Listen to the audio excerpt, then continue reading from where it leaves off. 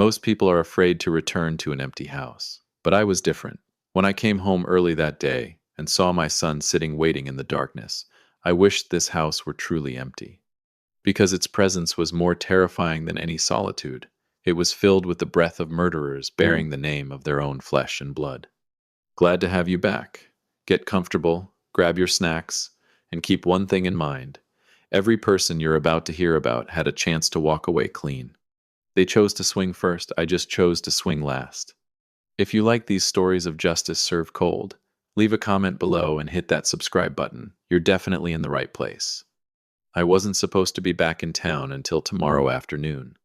I was mid-conference in Chicago when the keynote speaker had a total meltdown, or a medical emergency. The rumors were flying and the whole event just folded. Most guys would have called their wives immediately, right? But after 23 years of marriage, I decided to play the romantic hero and surprise Eleanor. I landed, grabbed my bags, and hit our favorite Thai spot on the way home. I could already see her face lighting up when I walked in with that extra spicy green curry she craves. But the second I turned the corner onto our street, my gut just tightened. You know that feeling? It's that husband intuition you develop after 2 decades. Something in the air felt completely sideways. Then I saw it, Julian's car. Now, don't get me wrong, I love my son, but Julian isn't exactly the spontaneous visit type. He's more of a schedule a lunch 3 weeks out kind of guy. Seeing his sedan parked in the driveway without a single text or heads up sent a literal chill down my spine. It felt like a physical punch to the stomach. I pulled up to the curb, heart pounding for a reason I couldn't yet name. I didn't even use the garage door opener. I used my key, moving as quietly as a ghost, still clutching that bag of cooling takeout. When I stepped into the foyer, the house wasn't just quiet, it was heavy. It was that suffocating, pressurized silence you get right before a massive storm breaks. No TV, no music, no Eleanor humming in the kitchen. Just a dark, ominous stillness that told me my surprise return was about to take a very dark turn. I pushed the front door open, the hinges giving a slight groan that felt more like a warning than a welcome. I was still clutching that bag of Thai food, the scent of lemongrass and chili filling the air, but it suddenly felt nauseating. I moved quietly, my footsteps muffled by the foyer rug, expecting to hear the TV or maybe Eleanor's voice on the phone. Instead, there was nothing. Just a thick, heavy silence that seemed to press against my eardrums. I walked into the living room, and that's when I saw them. My son, Julian, and his wife, Olivia. They were sitting on the sofa, perfectly still, like they were posing for a portrait I hadn't asked for. But here's the thing that sent a freezing shiver straight down my spine. Julian didn't jump. He didn't look confused. He didn't even stand up. He just looked at me. "Hey, Dad," he said. His voice was flat, devoid of any, "Wait, aren't you supposed to be in Chicago?" energy. There was no surprise in his eyes, only this cold, calculated stillness, as if he'd already run the numbers on my early arrival and decided it didn't change the outcome. Beside him, Olivia tilted her head. She didn't look worried or upset. She flashed me this smile, a thin, tight-lipped expression that didn't reach her eyes. It was the kind of smile you give someone when you've won a game they didn't even know they were playing. It was completely wrong for the moment, like wearing a party hat to a funeral. "Where's your mother?" I asked. My voice sounded thin, even to my own ears. Julian took a slow breath, his fingers drumming rhythmically on the arm of the sofa. "Mom had an episode this morning," he said, using that word episode like he was talking about a TV show. "She's over at St. Jude Medical Center. We were just about to head over there ourselves." The bag of takeout slipped from my hand, hitting the floor with a dull thud. St. Jude? An episode? My Eleanor was the healthiest person I knew. She ran 5 miles every other morning. She didn't just have episodes. "Why didn't you call me?" I shouted, the panic finally breaking through the fog. "Why are you sitting here in the dark?" Julian just shrugged, his face a mask of practiced indifference. "We didn't want to worry you while you were traveling, Dad. We figured we'd have more answers before we reached out." I didn't wait for another word. I turned on my heel and bolted for the door, my heart hammering against my ribs like a trapped bird. But as I sprinted back to my car, My brain, the part of me that spent 20 years noticing the fine print in contracts, started recording things. Little things. I remembered the half-empty glass of wine sitting on the coffee table next to Olivia. Who drinks a crisp Chardonnay while their mother-in-law is fighting for her life in the ICU? I remembered how Julian's shoes were already polished, his coat neatly folded nearby, as if he were waiting for a cue to go on stage. They weren't grieving. They weren't scared. They were waiting. As I floored it toward the hospital, the husband intuition I'd felt on the street turned into a roaring siren. Something was very, very wrong in that house, and it wasn't just Eleanor's health. It was like I'd walked into a trap, and the only person I cared about was already caught in the middle of it. I had to get to her. Because looking at my son's face back there, I realized I wasn't just racing against time, I was racing against whatever they had planned next. The drive to St. Jude Medical Center was a blur of red lights and frantic lane changes. My mind was spinning, trying to reconcile the image of my healthy, vibrant wife with the cold, detached way Julian had described her. Episode. By the time I hit the hospital lobby, my lungs felt like they were filled with glass.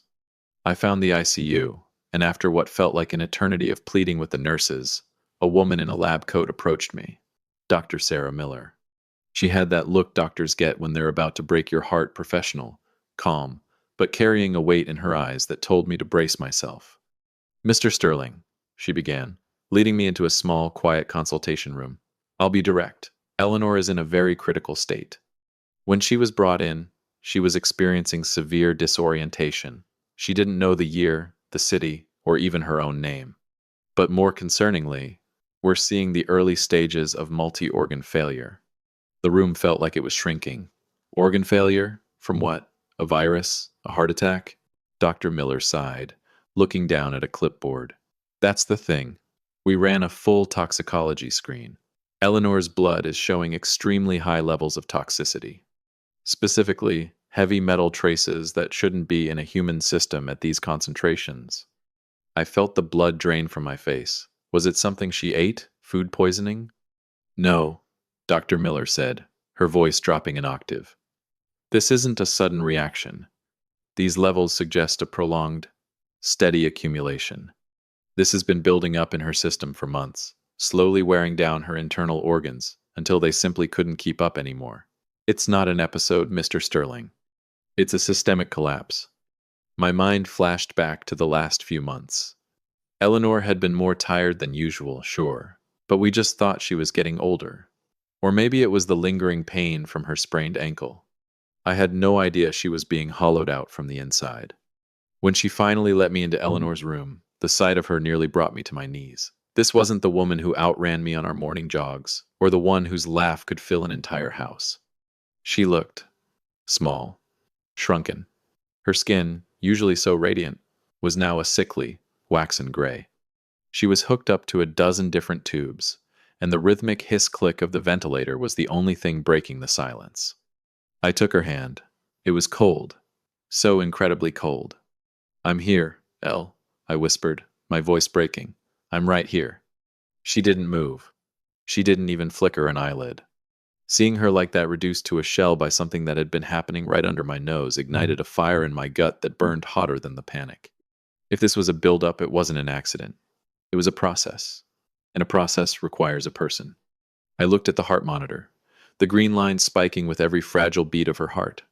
Right then and there, I made a silent, ironclad vow. I wasn't going home. I wasn't sleeping. And I damn sure wasn't going to let this go until I found out exactly who had been pouring this poison into her life and why. I stayed by her side, the silence of the hospital room replaced by the loud, screaming realization that the monsters weren't under the bed. They were sitting on my sofa at home, drinking my wine. The hospital waiting room was sterile, silent, and smelled of industrial bleach, a scent that usually makes me feel safe, but right now, it felt like it was choking me. About an hour after I arrived, the elevator doors slid open, and there they were, Julian and Olivia. They walked toward me with this practiced gait, Julian wearing a mask of grieving son, and Olivia trailing behind him, clutching a designer handbag like she was at a gala rather than an ICU waiting area.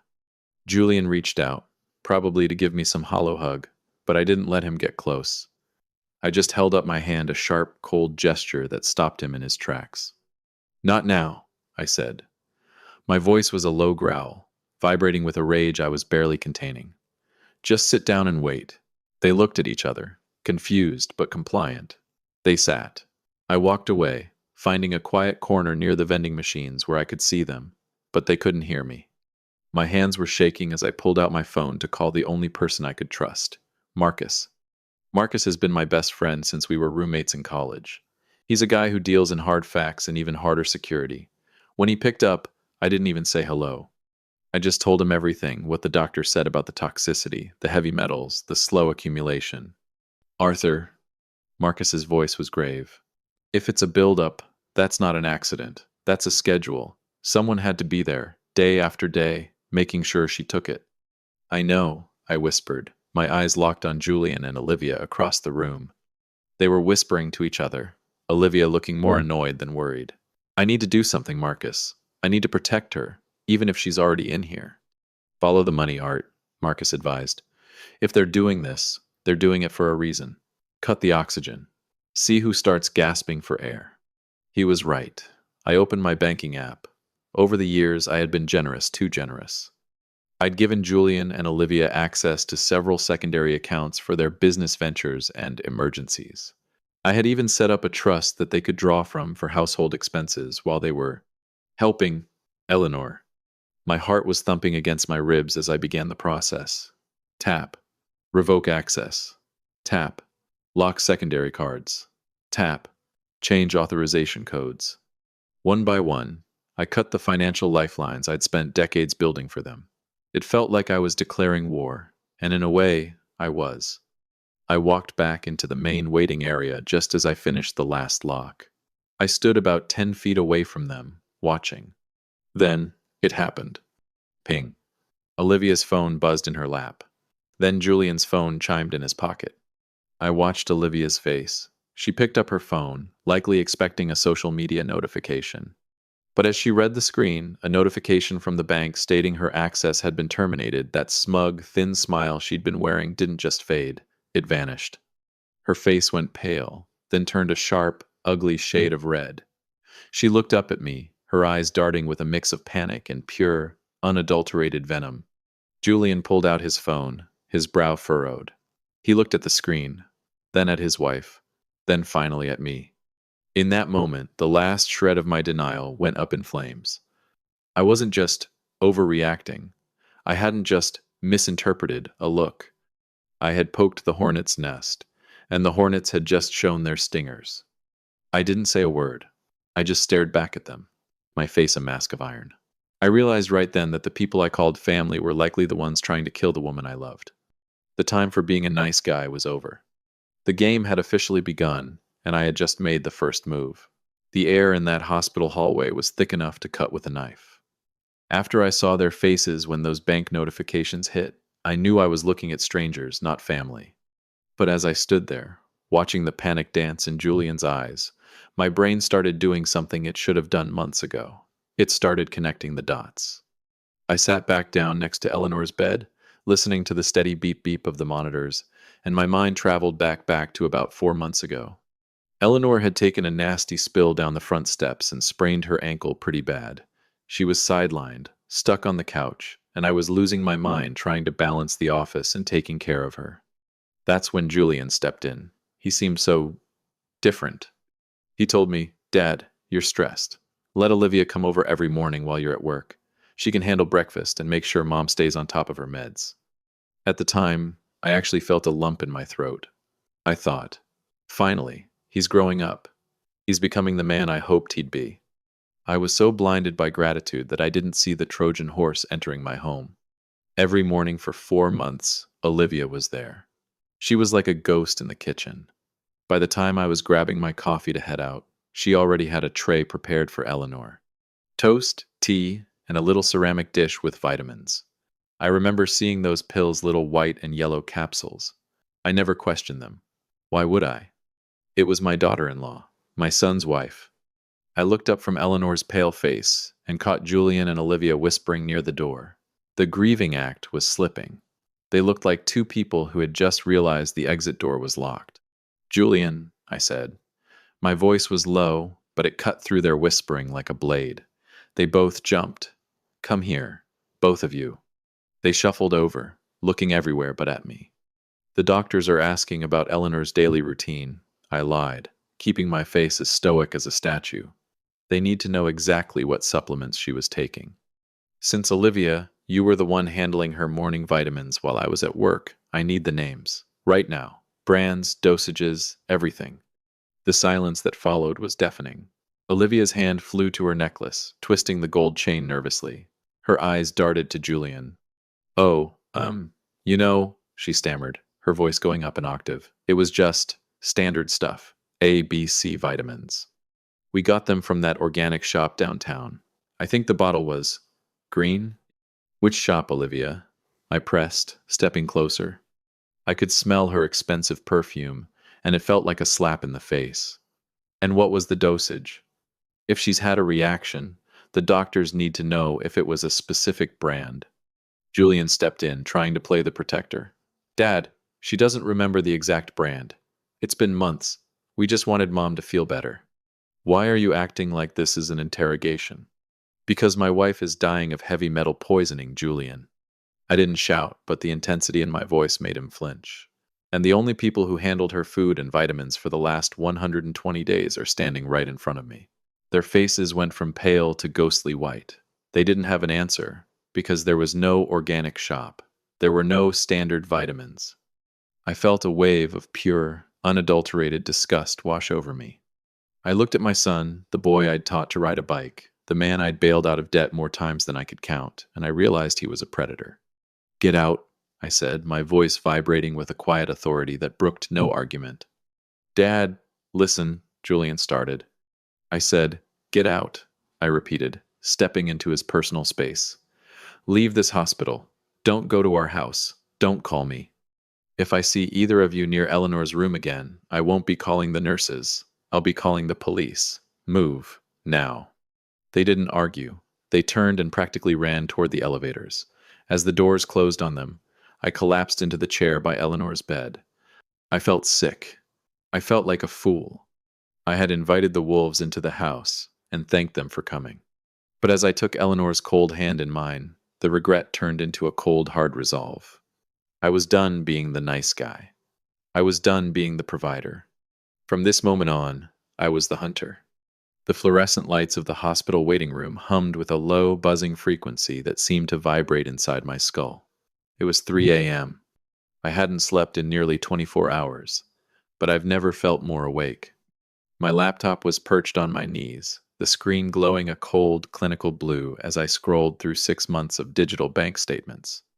When you've been a provider as long as I have, you tend to overlook the small stuff. A couple $100 here, a few hundred there. I always figured Julian was just struggling with the cost of living. I was a fool. I started seeing the pattern about 2 hours into my deep dive. It wasn't one big, glaring withdrawal that screamed theft. It was subtle, calculated. Every Tuesday and Friday, like clockwork, there was a withdrawal between $200 and $350. Never enough to trigger an automated fraud alert. Never enough for me to notice on a casual glance at the monthly total. But when I pulled the data into a spreadsheet, the number at the bottom of the column hit me like a physical blow. $11,000. $11,000 drained in small, bite-sized pieces. I called Marcus, waking him up. He didn't mind. He's a guy who lives for the details. I sent him the file, and his voice over the phone was chillingly calm.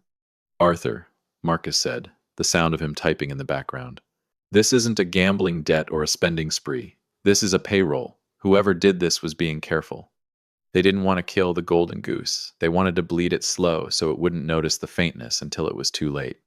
Bleed it slow, I whispered, looking toward the ICU doors. Just then, my phone buzzed with an incoming email from Dr. Miller. She had finally gotten the detailed toxicology report back. The heavy metal she mentioned earlier? It was a specific compound, a tasteless, odorless powder often found in industrial pesticides but easily accessible if you know where to look. She noted that because it was a powder, it could be seamlessly blended into anything: smoothies, oatmeal, breakfast. The memory of Olivia standing in my kitchen, humming a tune while she stirred Eleanor's morning superfood bowl, made me want to scream. She wasn't caring for my wife. She was seasoning her demise. I felt a cold, hard shell form around my heart. The grief was still there, but it was being paved over by a desire for justice that felt almost holy. I logged back into the bank's portal. It was time to stop being the supportive father and start being the man who built this empire. With a few clicks, I went through every joint account, every trust fund, and every emergency credit card I'd ever authorized for Julian and Olivia.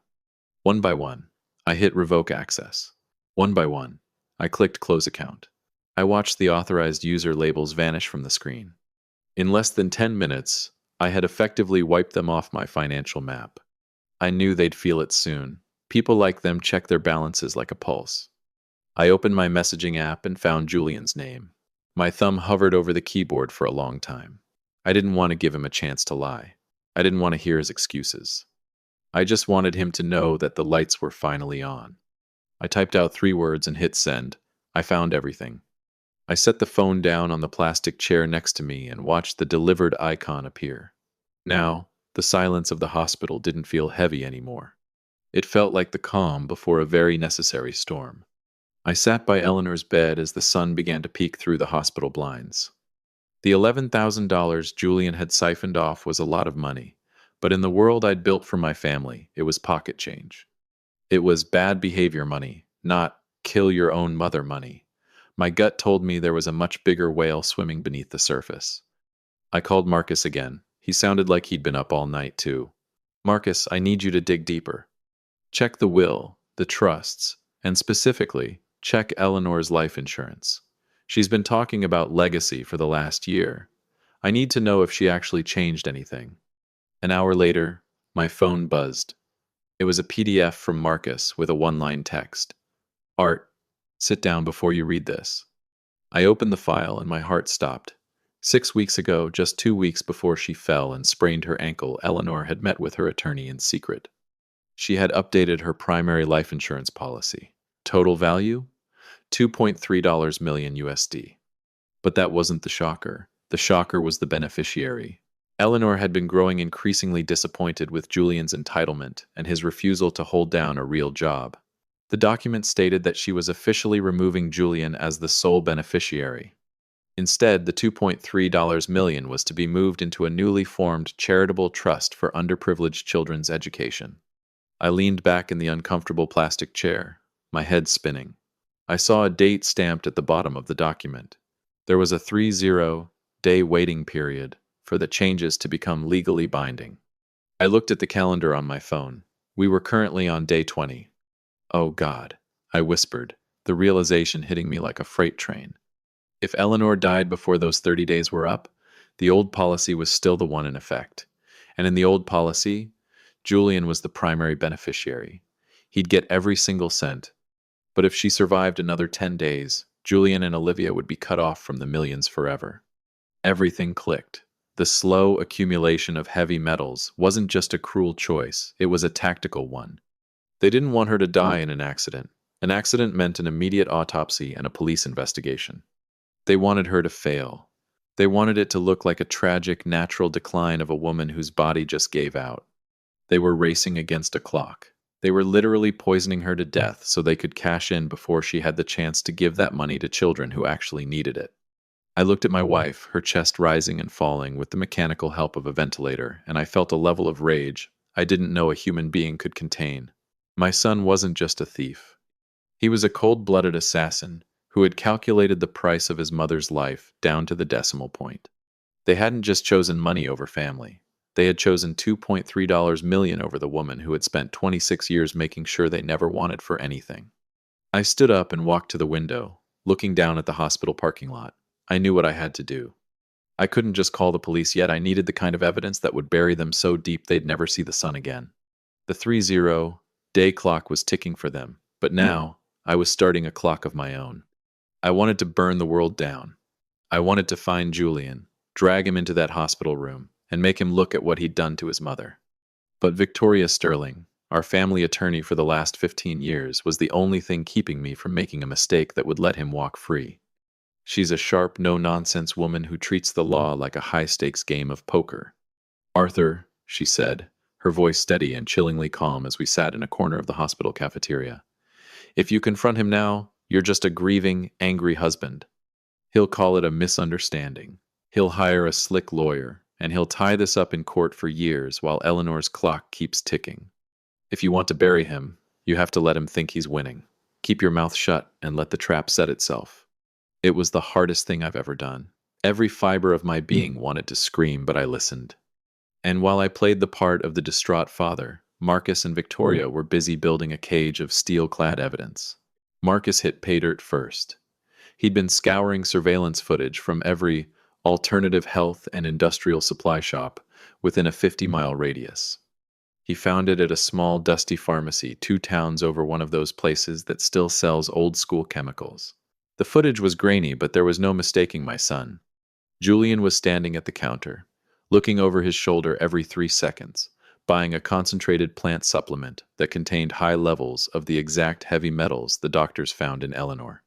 He paid in cash, thinking he was being a ghost. He didn't realize the high-def camera right above the register was capturing his sweating forehead in 4K. But the real kicker, the moment I realized my son was as arrogant as he was cruel, came from Victoria's office. Julian had gotten desperate.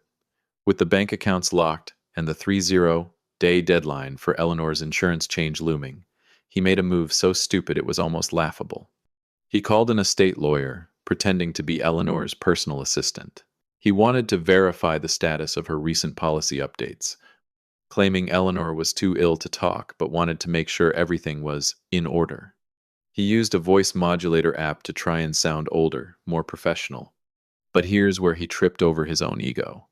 When the lawyer asked for a return number to send over the verification forms, Julian gave his own personal cell phone number. I sat in Victoria's office, listening to the recording of that call, hearing his voice trying so hard to sound like someone else, so hungry for that $2.3 million, it didn't just break my heart, it turned it into a block of ice. He's a monster, I whispered, staring at the phone. He's a predator, Arthur, Victoria corrected me. But he's an amateur one. He spent his whole life having things handed to him, so he thinks he's too smart to be caught. He's not playing chess, he's just knocking over the board and hoping the pieces land in his favor. I realized then that Julian was a dangerous mix. He had the cold heart of a killer, but the impulsive, sloppy brain of a criminal who thought he was invincible. He thought he was playing a game with his clueless old man. He didn't realize that I wasn't playing a game anymore. I was conducting an execution. By day 5, the hospital room had become my entire world. The rhythmic whoosh of the ventilator was the only soundtrack to my life. I was sitting in the corner, shrouded in shadows, when the door creaked open. In walked Julian and Olivia. They were carrying a massive bouquet of hydrangeas, Eleanor's favorite. They looked polished, composed, and wore these rehearsed expressions of concerned family members that made my skin crawl. "Hey, Dad," Julian whispered, setting the flowers on the nightstand right next to the monitor he'd tried to silence. "Any change? We've been praying all night." I didn't stand up. I didn't even look at the flowers. I just kept my eyes on him, the boy I'd raised, who was now a stranger. "Actually, Julian," I said, my voice as cold as the IV fluids dripping into his mother's arm, "there's a huge change. Eleanor woke up an hour ago. She's alert. And she's been talking to the doctors." I watched the blood drain from his face. It was instantaneous. Olivia's hand went to her throat, her grip tightening on her designer bag. They looked like they'd just seen a ghost because to them, Eleanor was supposed to be one by now. That's amazing, Dad," Julian stammered, though his eyes were darting toward the door. "Can we see her? Can we talk to her?" "No," I said, finally standing up, "because she's already told me about the vitamins, Olivia. And she remembered how you insisted on making her breakfast every single morning. But don't worry, it's not just her word against yours." I reached into my bag and pulled out a thick manila folder. I didn't throw it. I held it up like a mirror, so they had to look at their own reflection. "I have the pharmacy surveillance footage of you buying the toxin. Julian," I began, my voice gaining strength. "I have the bank statements showing the $11,000 you bled from her accounts. And most importantly, I have the recording of you calling the estate lawyer, pretending to be her assistant to check on that $2.3 million insurance policy. The silence that followed was deafening. Julian tried to open his mouth to lie. I could see the gears turning, but Olivia broke first. She turned on her heel and bolted for the door, Julian stumbling right after her. They didn't even look back at the woman they'd nearly murdered. I didn't chase them. I didn't have to. I walked to the window and watched as they sprinted across the hospital parking lot toward their car. They were so desperate, so blinded by their own panic, that they didn't notice the three black and whites pulling in behind them. They were arrested right there, in the middle of the asphalt, still clutching the keys to a life they thought they'd bought with Eleanor's blood. The police tackled Julian to the ground, and as the handcuffs clicked shut, I felt a weight lift off my chest that I hadn't realized was crushing me. I turned back to the bed. Eleanor wasn't actually fully awake yet. She was drifting in and out of sedation, but I'd lied to flush them out.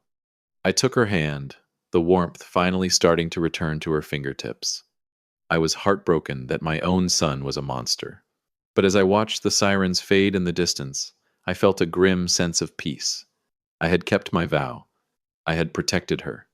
The wolves were in cages, and for the first time in months, my wife was finally safe in her own life. Eleanor finally opened her eyes about 2 weeks later, and let me tell you, that legendary sharpness was fully intact. She confessed she'd had her suspicions that the breakfast Olivia made had a strange, metallic aftertaste, but she'd buried those thoughts deep down. A mother's heart is a stubborn thing. It refuses to believe its own child could ever be the villain of her story. Fast forward 3 months, and life is finally starting to feel like life again. Eleanor is back home, and she spent the entire morning critiquing the new shade of eggshell. I used to repaint the hallway while she was recovering. She thinks it's unnecessarily yellow. Honestly, I've never been so happy to be nagged in my entire life. It's the surest sign I know that she's truly 100% back. The trial was a grueling 11 days of facing the unthinkable. But when the jury saw that pharmacy footage and heard the recording of Julian's desperate call to the insurance lawyer, they didn't need a long deliberation. It took them exactly 4 hours to return a verdict, guilty of attempted murder. Seeing my own son led away in handcuffs was the hardest moment of my life. But looking at Eleanor sitting in the gallery, breathing on her own, reminded me why I had to fight. I think about that Chicago conference a lot. I used to think the speaker's incident was a stroke of bad luck that ruined my business trip. Now I realize it was a miracle. If I hadn't walked through that front door a day early, clutching a bag of Thai food, I'd be visiting a headstone instead of sharing a coffee with my wife. Here's the truth I've learned. You can't control what people plot in the dark. You can't stop the shadows from creeping into your home. But you have every right to decide what you're going to do the moment the light is turned on. Thanks for sticking with me through this journey. Trust your gut, it's usually trying to save you. I'll see you in the next one.